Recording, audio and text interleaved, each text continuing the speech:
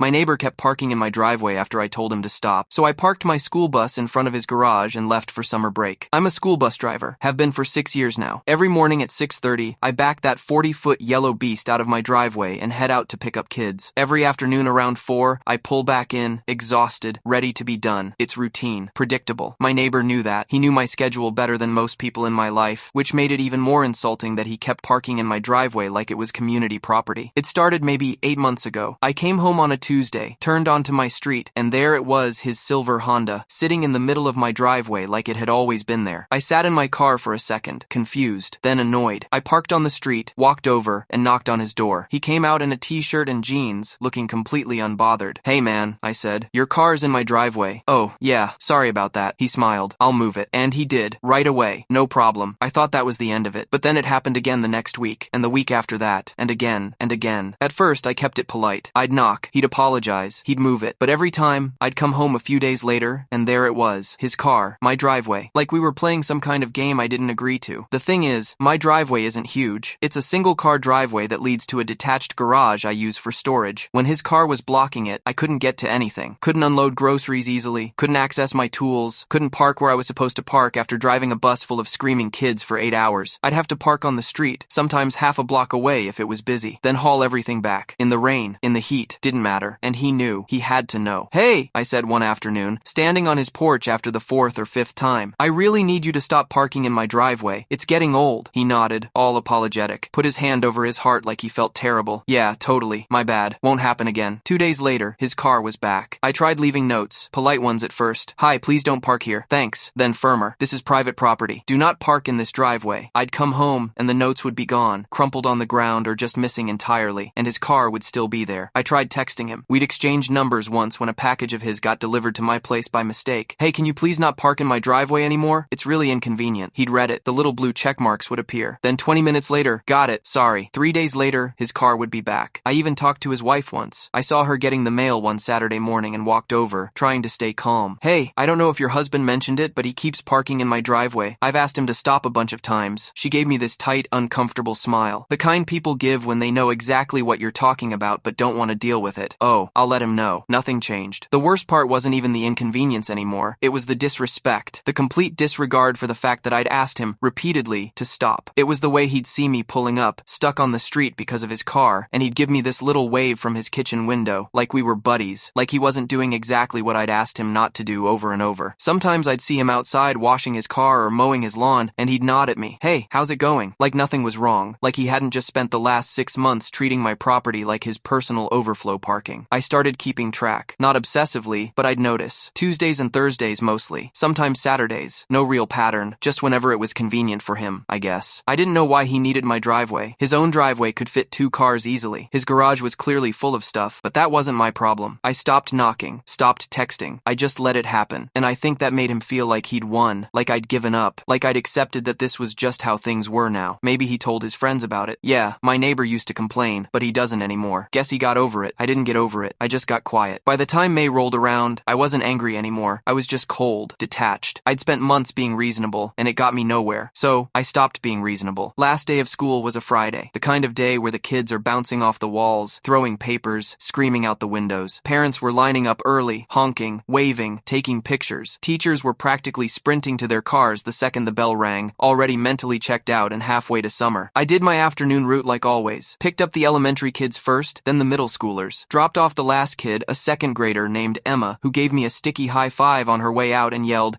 "Have a good summer, Mr. Dave," and headed back to the depot. The depot's about 15 minutes from my house, a big fenced lot where all the buses park overnight and over the summer. There's a guy named Rick who works the gate, checks you in, makes sure everything's logged. I'd done this routine 100 times. Pull in, park in my assigned spot, grab my stuff, clock out, go home. Except when I got there, I didn't pull into the lot. I slowed down like I was going to turn in. Rick saw me and waved. I waved back. Then I kept driving. I took that bus all the way home. Drove it through residential streets, past confused drivers who probably thought I was lost or on some kind of weird detour route. A couple people honked. One guy gave me a thumbs up at a red light. I just nodded. When I turned onto my block, I already knew what I'd see. Sure enough, his silver Honda was in my driveway, sitting there like it belonged, like it had every right to be there. I didn't even slow down. I drove that 40-foot school bus right up to his house and parked it directly in front of his garage door. Not in front of his driveway, in front of his garage. The big double door he needed to open to get get anything in or out. I positioned it perfectly. The front bumper was maybe 6 inches from the door, close enough that even if he could somehow squeeze out the side door of the garage, he wouldn't be able to open the main one, not even a crack. Then I turned off the engine, grabbed my bag, and walked inside. I didn't rush, didn't look back, just walked up my front steps, unlocked my door, and went in like it was the most normal thing in the world. I dropped my bag on the couch, kicked off my shoes, and poured myself a drink. Whiskey. Neat. I stood at the kitchen window and took a sip. That's when I heard him. What the hell? I looked out. He was standing in his driveway, staring at the bus like it had fallen out of the sky. His hands were on his head. He walked around it, looked at the bumper, looked at his garage, then back at the bus, like he couldn't believe what he was seeing. Then he walked straight to my door and knocked. Hard. The kind of knock that rattles the frame. I waited a few seconds, took another sip, then I opened the door halfway. "You can't park that here," he said immediately, pointing at the bus like I hadn't noticed it. "Move it right now." I tilted my head, smiled. "Oh, sorry, just for a sec." His jaw actually dropped. He stared at me like I'd just spoken in tongues. "Are you serious? I need to get in my garage." I shrugged. "Relax, man. It's not a big deal." He pointed at the bus again, his voice getting louder. "That thing is massive. You can't just park it in front of my garage. This is insane. I'll move it when I'm ready," I said calmly. Then I closed the door. He stood there for a minute. I could see his shadow through the frosted glass on my door. He knocked again, softer this time, then louder. I turned on the TV, poured another drink, sat down on the couch. Eventually, the knocking stopped. I heard him walk away, muttering something I couldn't make out. About an hour later, I heard him outside again. This time, he was on his phone. I cracked the window to listen. I don't know, some kind of revenge thing. He just parked it there and won't move it. Pause. "No, I can't call the city. It's legally parked. It's a public street." Another pause. "I don't know, just sitting there in his house like nothing's wrong." I smiled and closed the window. That night, I saw him try to get into his garage through the side door. He squeezed through, turned on the light, and I could see him in there moving boxes around, probably trying to get to his lawnmower or something. He came out 20 minutes later looking frustrated and defeated. The next morning, I woke up early. It was Saturday. I loaded my car with everything I needed for my trip clothes, fishing gear, a cooler full of food and beer. My brother had a cabin upstate, right on a lake. No cell service, no internet, just water, trees, and silence. I'd been planning this trip for months. I backed out of my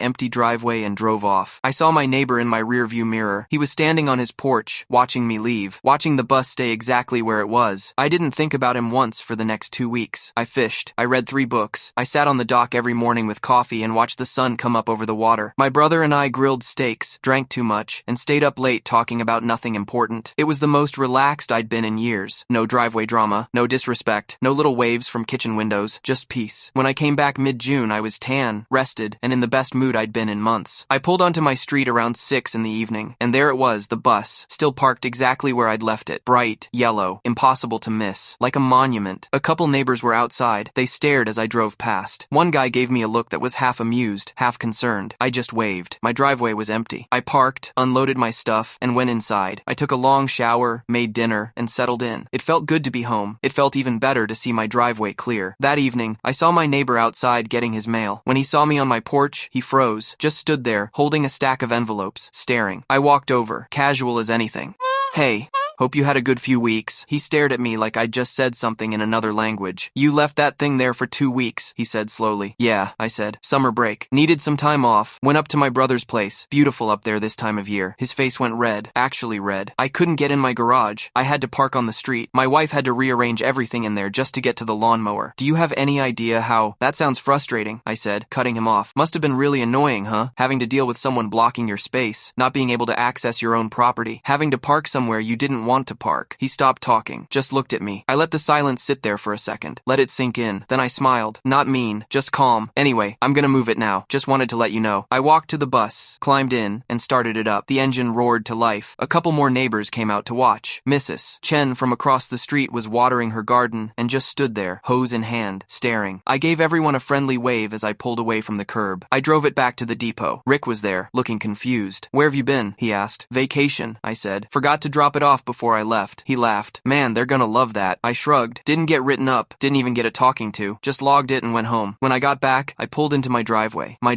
I turned off the car and sat there for a second, looking at the empty space in front of me, looking at my neighbor's house. His car was in his own driveway now, where it belonged. It stayed that way. He never parked in my driveway again.